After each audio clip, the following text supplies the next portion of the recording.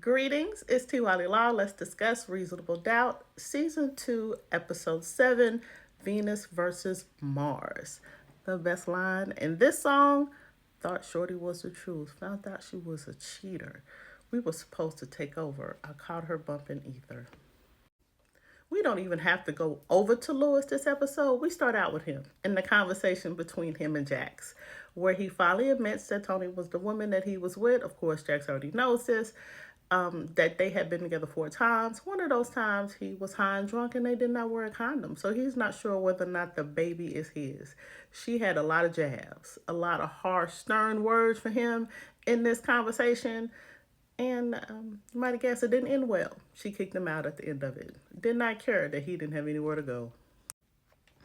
We do get Jax and Lewis's love story this episode, beginning with her running into the back of his car after she lost Damon's case. They did have a pretty healthy relationship, and this is back when Lewis had a regular looking haircut.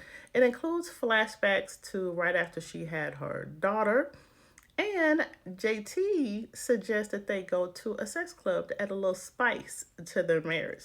So this is where they start their kink of Lewis watching her with another man. The guy that has been stalking Lucy, standing outside of her home, we're assuming slashing her tires, shows up at her job with flowers, and we find out that this is her husband. He is screaming about wanting to be back with his wife and seeing his kids as she promptly gets security to kick him out.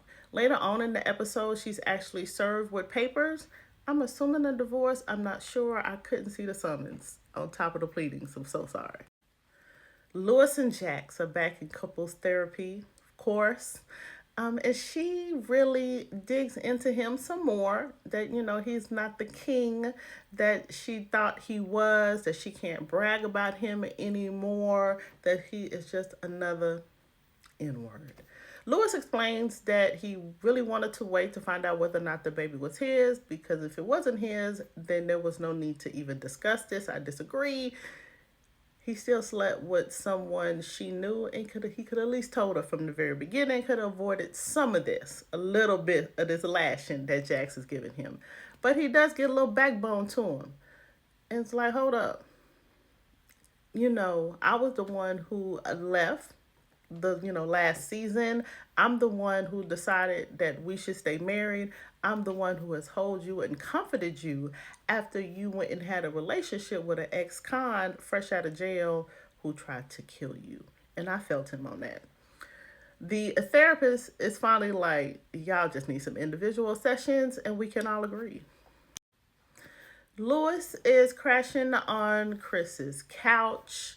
Of course, he clowns him a little bit about, why you just didn't tell her what was going on. And he repeats the reason. Sally comes home and she is pissed. She has an attitude with Lewis. She just found out the whole story from Jax. Actually, she gave Jax a little bit of attitude too once she found out, like, is this going to affect my cousin's case? That's what she was more worried about instead of what her friend was going through. And I was like, ma'am, you need to focus on your own marriage. Because while you are walking in your house mad at Lewis, your husband is across the way on the other side of the couch. Because y'all still beefing about you putting your house up for Chanel's bail. Toni is called to the stand and she testifies about the affair that she had with JT, how Chanel found out, how once Chanel found out she acted different, like avoiding her at school events. Of course, she just found out that you were sleeping with her husband. What did you expect? And how she was surprised that Chanel stayed with JT. Then Jax has to cross-examine her. The strategy is that based on the questions that she's going to ask, would be considered, a little slut shaming. So it would be better coming from Jax instead of Corey. The line of questions that Jax presents for this cross-examination are so perfect. She brings out the fact that she was sleeping with more than one person, more than one married person, that Chanel knew because JT told her, not because, she just accidentally found out, and that Chanel had accepted JT's cheating, which is the reason why she stayed. She asked all the perfect questions on top of, you don't know who the father of your child is.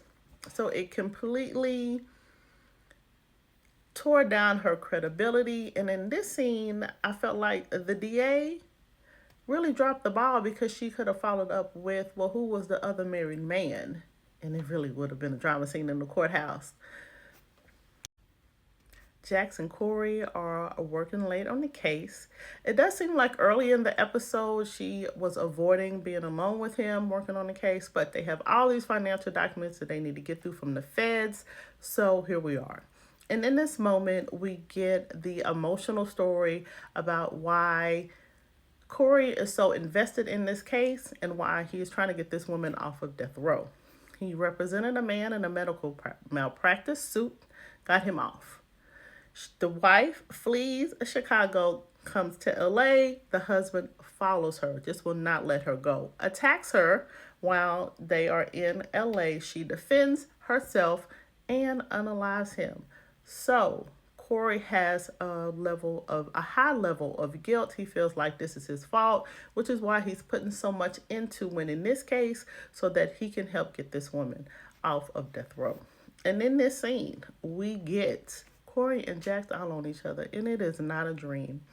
And I was so proud of her because at first she was like, stop, what are we doing? And tries to walk away. And he grabs her hand like, why not do it? And he is all on her. But proud of you, Jax. You already got a messy situation at home. And even though this is the scene that we all want to see, it just did not happen. And she leaves. My song of the episode plays Luther Vandross, A House Is Not a Home. As Jax is coming home to an empty house, her kids are gone. She's kicked Lewis out. We get a flashback of her reminiscing of their wedding day. The camera flips over to Lewis by himself, laying on the couch at his homeboy's house. He gets up, rushes home. He gets there and he professes his love for her with no conditions, pours his heart out about he only exists to love her. And whether they are together or not, he will always love her. And this is exactly what she needed to hear. Earlier in her personal therapy session, her and the therapist discuss about her never being loved unconditionally. All her love had conditions on it. And here is Lewis pouring his heart out saying, I will always love you regardless of whether we are together or not. It does cut off with Jax asking Lewis to wait, so we don't get to hear whether or not she is taking him back or not. But let me know what you think. Do you think that she's going to let Lewis back in and deal with the drama of Tony being a baby mama? Or is she going to be like, yeah, I love you too, deuces? Until next time.